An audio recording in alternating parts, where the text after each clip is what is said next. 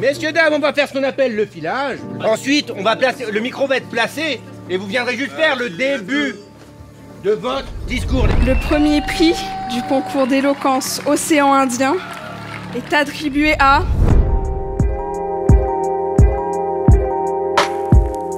Déjà, bonjour à tous et bienvenue. C'est juste le premier concours d'éloquence de l'océan Indien. Donc voilà, on est ravis d'accueillir les jeunes aussi de la zone. Vraiment, je vous assure, vous allez vivre une semaine assez incroyable. Donc l'idée, c'est vraiment de donner la parole à la jeunesse sur des sujets de société qui les touchent. Mais c'est avant tout pour entendre leur culture, leur histoire, ce qu'ils pensent aussi du monde d'aujourd'hui. Je suis comédien à La Réunion. Par ma profession, je me suis retrouvé à être contacté par Annick Vitry sur la première édition du concours d'éloquence. On a fait un coaching de 3 demi-journées où on a essayé de les coacher et c'était donc vraiment la version bêta, on va dire le côté un peu préhistorique du concours. Il faut noter la particularité du concours de l'océan Indien. Ils ont une thématique annuelle, ils ont 6 questions, 6 citations et ils écrivent un discours. Ce discours, ils le présentent aux phases de sélection, mais après, ils gardent, entre guillemets, l'enveloppe du même discours. C'est un concours qu'on met en place depuis 5 ans. Cette édition de cette année, elle est particulière parce que c'est la première édition Océan Indien. On a invité les jeunes des îles de la zone à nous rejoindre. Je m'appelle Halidi Abdallah Samna. Mohamed Ahmed Asma. Je m'appelle Mathis Ponce. Ayabou Alafi. Florent Mafal Mamnirina Sandi. Raïma Radiaboubouana. Absor Anfan. Nafis Abdulatif. Menzar Soumis Nancy. Florian Joseph. Ansoufoudine Shaima Rabezafi. Issouf Mina. Handiana Sultikniav et Kurianatsu. Siki. Et c'est pareil, là c'est Las Vegas, c'est chaud, c'est Siki. Vas-y. Siki. Ouais. Siki. Je suis comédien d'improvisation théâtrale et aussi de théâtre classique. Je suis aussi intervenant en communication. Moi, j'interviens vraiment là-dessus, quoi. L'art oratoire, comment transmettre un message. Et ça passe beaucoup par le langage non-verbal et paraverbal. Et là, on est en train de faire l'essentiel de la connaissance des autres, déjà. Je viens de ce lycée, du coup, de Jean Allo au Port. Comme sujet, j'ai choisi « L'oubli est-il une condition du bonheur ?» Par rapport à mon passé, il y a souvent eu des moments où je me suis dit purée, si j'avais oublié ça, si jamais j'aurais pas pensé à ça à ce moment-là, peut-être que ça serait bien passé. Et du coup, au départ, je voulais écrire un discours pour dire en fait, nous devons oublier. Et d'un coup, je sais pas pourquoi, j'ai voulu me défouler, puis j'ai dit non, n'oublions pas. N'avez-vous jamais eu envie d'être heureux? Cette question vous semble sûrement idiote. Je le vois sur vos visages, pourtant, je suis sûr qu'intérieurement, vous êtes tous en train d'y réfléchir sérieusement. Cette première journée était assez... En fait, c'était un mélange bizarre entre excitant et intimidant. Excitant parce qu'on voit tout ce qu'on va faire. On arrive déjà à imaginer ce qui va se passer quand on arrive sur la scène. Ça nous met des étoiles plein les yeux. Terrifiée comme heurtée, je sentais mon heure pointer. J'ai goûté à ce terrible tourment, m'entourant de monstres redoutés, et dotée de plus aucune fierté, j'ai succombé. Je viens de Saint-Louis, du lycée Jean Joly, et j'ai choisi le sujet, c'est une citation de Boris Cyrulnik. La résilience, c'est l'art de naviguer dans les torrents. L'oral, c'est un peu un challenge pour moi parce que j'ai pas vraiment l'habitude de parler. Et donc, je pense que c'est une excellente opportunité que nous offre l'association. Vous êtes là parce que vous êtes les meilleurs, je vais le dire souvent. C'est la première fois qu'on organise une demi-finale. Alors cette demi-finale, il va y en avoir 12 qui vont accéder à la finale mardi. Mais on a souhaité, avec l'équipe, de garder tout le monde jusqu'à la finale. Donc c'est une aventure, c'est une vraie aventure de groupe.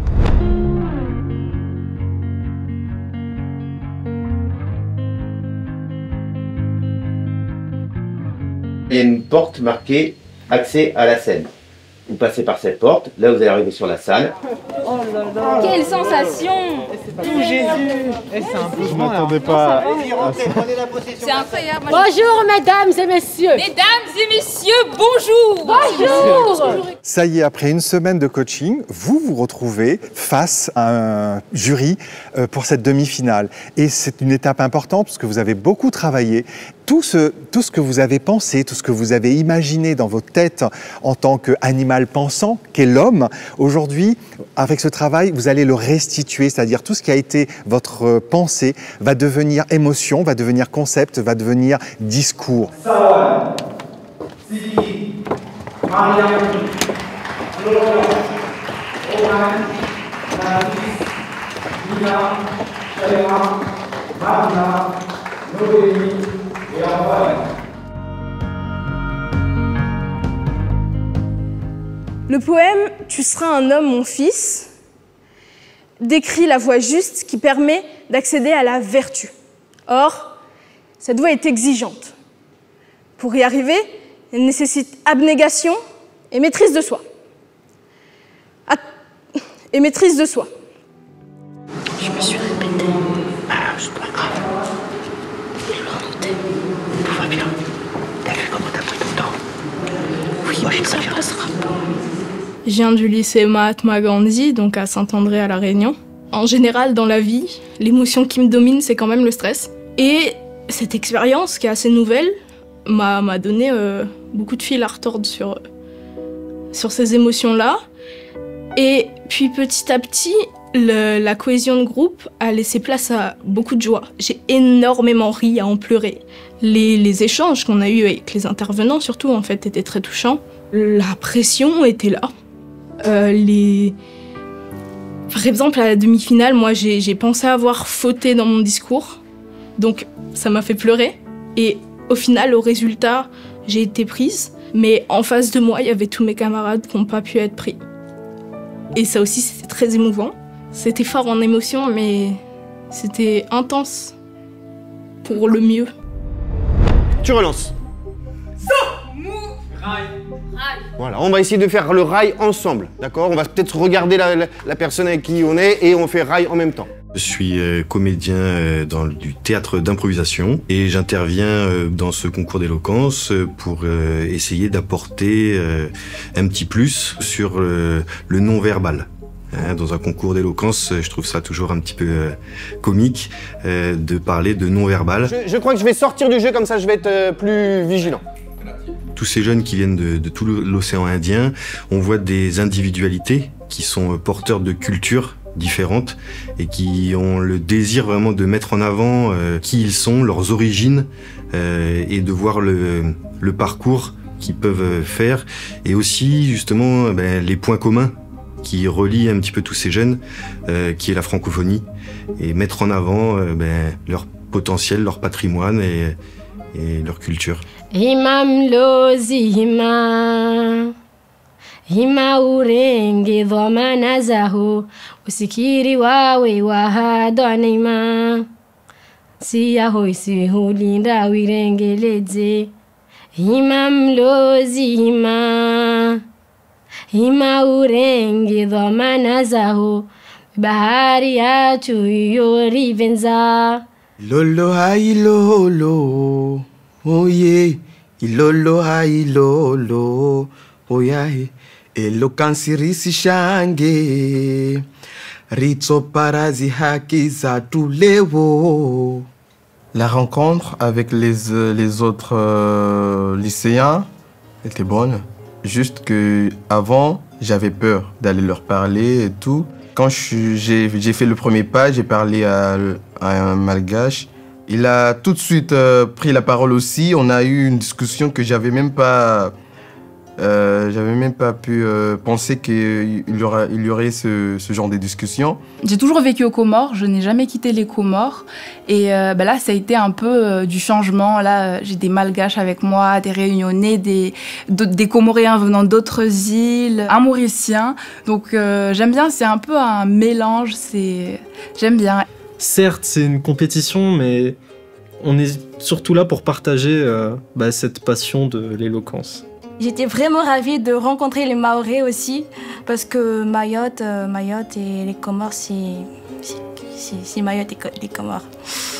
Les journalistes qui nous ont posé des questions, si ils ne savaient pas qu'on était plusieurs personnes d'îles différentes, ils ne sauraient même pas faire la différence entre nous. Tout le monde se connaît à présent, on est passé de inconnus à peut-être meilleurs amis, on découvre des personnes magnifiques et on n'a plus envie de les oublier. Une dernière chose, veripia comme on dit chez nous.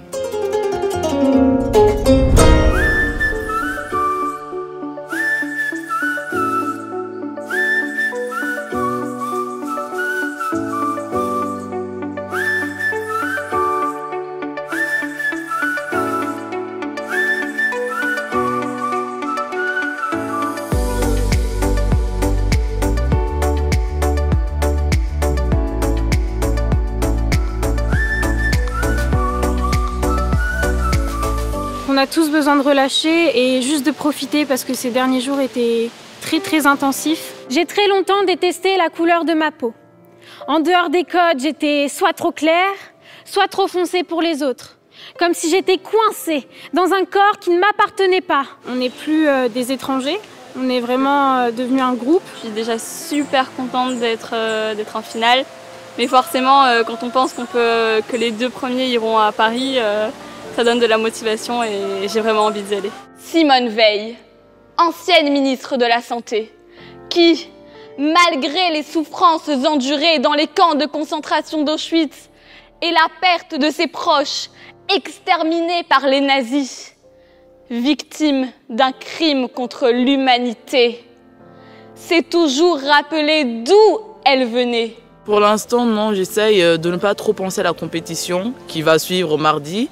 Je vais surtout essayer de profiter de la journée. Car oui, il est possible de vivre sans souvenir et de vivre heureux.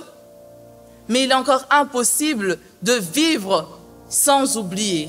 Je passe en finale, je suis hyper contente, même si j'avoue j'étais un peu triste parce que il y a beaucoup de personnes que j'aurais vraiment vues en finale qui finalement n'y vont pas. N'écoutez pas ces gens qui vous conseillent la lâcheté au lieu de vous inciter à accepter et à combattre vos difficultés. J'avoue que j'étais super fière de moi. Je me suis dit, si je gagne ou pas, ça ira parce que j'ai fait le plus beau discours de toute ma vie, je dirais. Cité de fugitifs séculairement errantes au gré d'une traite dont on a toujours tué le nom. Je ne ferai pas l'impasse. Beaucoup de joie, on était tous super contents. Est-ce comme quand je suis submergée par les devoirs, déséquilibrée par les trahisons, tirée vers le fond par la médiocrité de certains médias? J'ai gagné une famille parce que cette semaine que j'ai passée ici m'a donné beaucoup.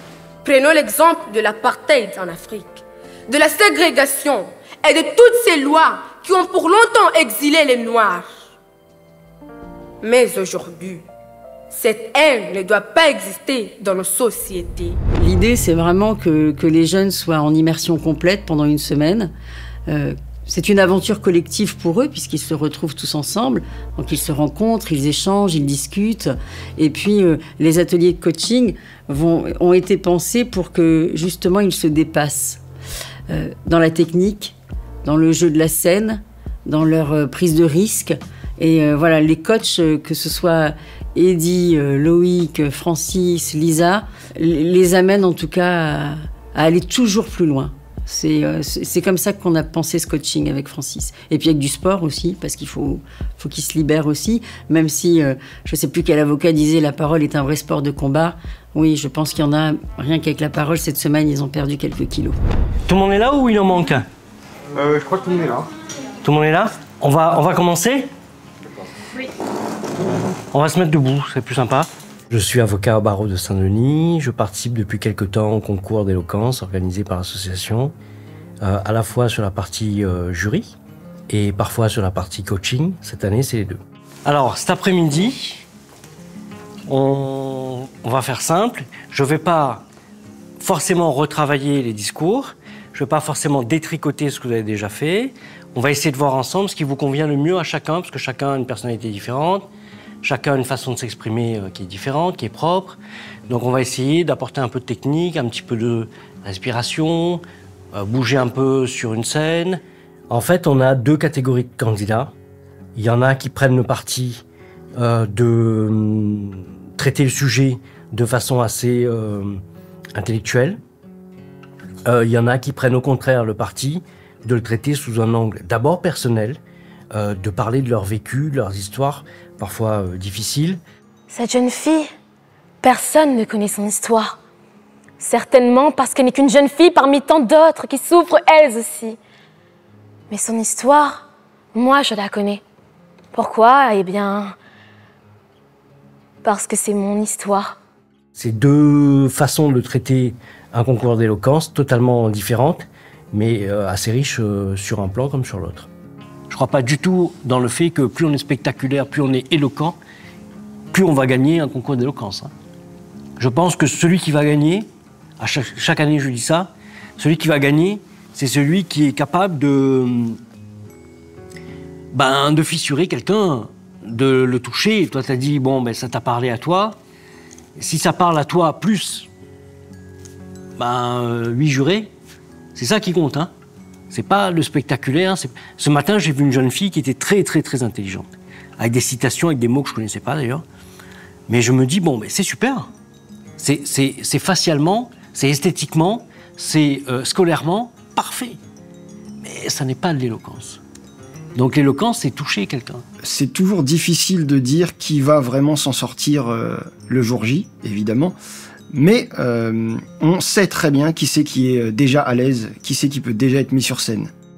Ceux qui vont être très forts, c'est ceux qui vont goûter l'instant présent et qui vont le renvoyer au public avec force. Je voulais vraiment mettre à utiliser cette semaine pour montrer tous les aspects de l'art oratoire. Il y a eu de l'impro, j'ai tenu faire un atelier autour des langues des signes parce que je trouve que l'inclusion est quelque chose de primordial et aussi pour montrer qu'il n'y a pas que la voix pour parler. Il y a eu des conteurs qui sont venus, plein d'activités comme ça aussi, un peu de sophrologie. Et du coup, chacun fait son petit carré, comme on dit à La Réunion. Et après, dans sa trousse à outils, il y a plein de petites choses et qui peuvent être des moteurs de motivation ou des moteurs de progression sur leurs prestations. Ça, Francis, c'est dit, tous les 3 mois, pour quelque chose de différent.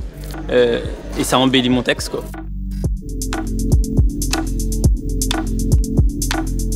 Je suis journaliste. Et c'est pour ça que j'interviens, je les aide à corriger leurs discours pour les rendre plus percutants. Les lycéens, dans l'absolu, c'est un peu des mini-adultes.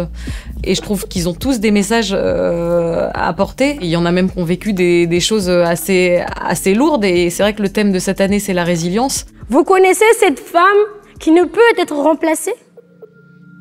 Bon, en ce moment, elle est dans l'autre monde.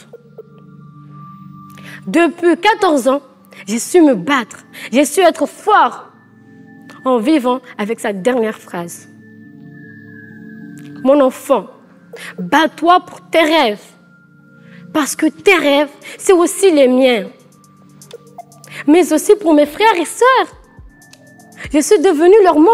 C'est vrai que nous, régulièrement, on leur répète de mettre plus d'eux-mêmes dans leur discours. Parce que c'est ça la grande différence entre une rédaction bien rédigée et un discours éloquent. C'est qu'est-ce qu'on va mettre de soi.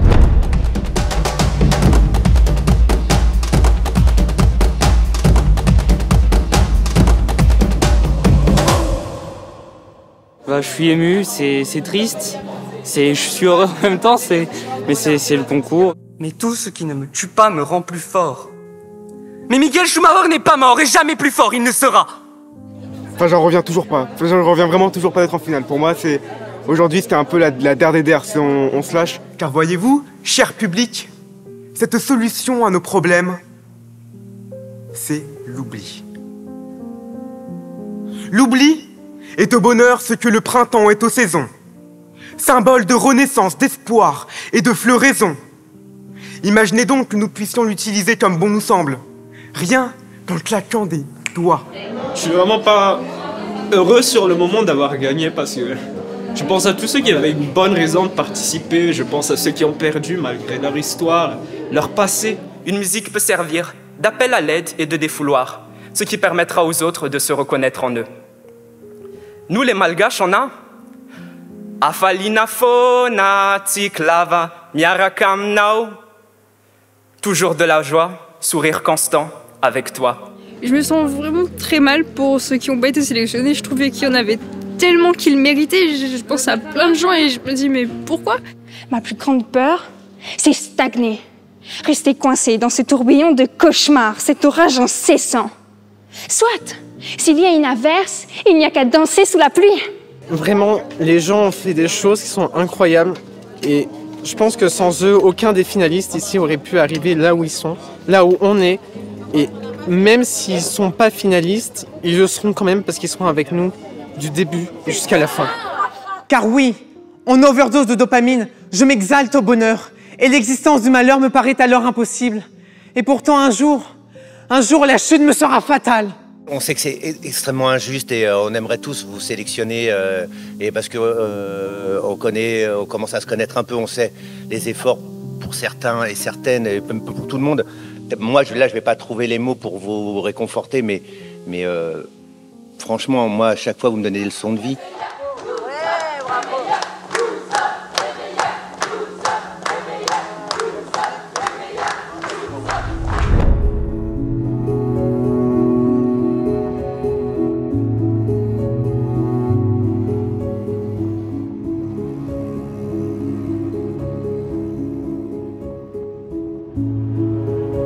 J'ai un petit message aux 25 candidats qui ont participé à cette grande aventure du concours d'éloquence de cette année. Je voulais vous dire bravo à tous et je voulais vous dire aussi un grand merci parce qu'on a passé, nous les coachs et moi en particulier, une semaine assez extraordinaire. Et je sais que vous venez d'endroits différents, de milieux différents, que vous ne vivez pas la même chose ici, ailleurs. Mais vraiment, vous avez été magnifiques.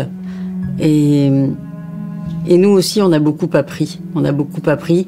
Moi, je m'attendais pas du tout à avoir cet accueil entre vous qui a été juste incroyable. Il n'y a pas de frontières, en fait, entre vous, les jeunes. Et ça, franchement, c'est formidable. Je suis rentrée sur la scène. Je me suis posée, j'ai pris le temps de regarder un peu le public et ça m'a rassurée. Il y avait vraiment une bonne énergie, que ce soit les inconnus ou mes proches.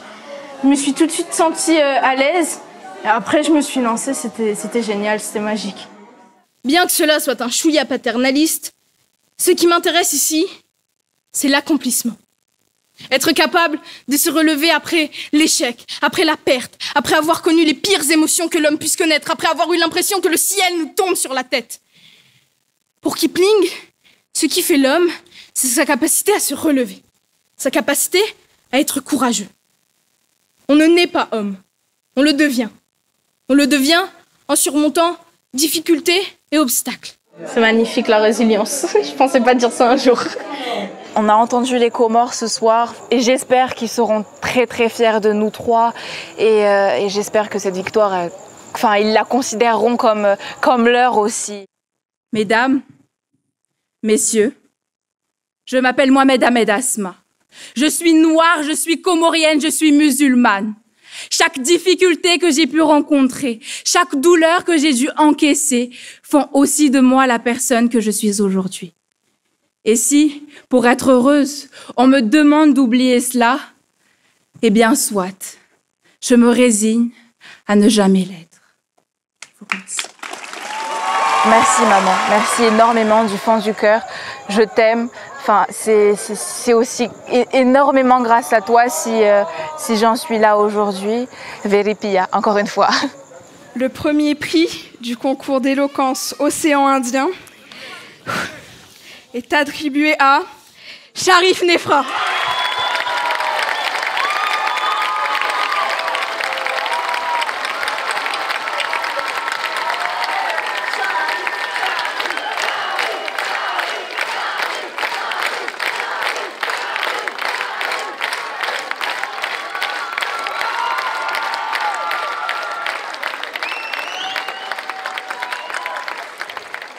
Merci à vous. C'était un moment hors du temps pour nous tous.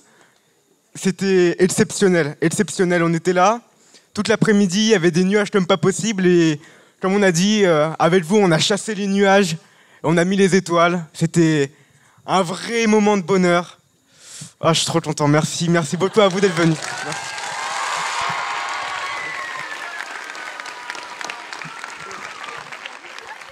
mais bien plus encore que les autres. Parfois, c'est nous que nous voulons oublier. Notre passé, nos actions, notre authenticité. Notre authenticité. Voilà ce que j'ai voulu oublier. Souvent, j'ai soutenu ce silence silent, cette sonorité souillée par un sens insouciant. Un sens qui ne s'entend pas lui-même, un sens qui touche les autres, un sens qui n'est plus mien, mais un sens désormais vôtre. Ma prononciation insensée qui jamais ne me laisse à mon histoire, à mon complexe, à cette consonne, à ce S.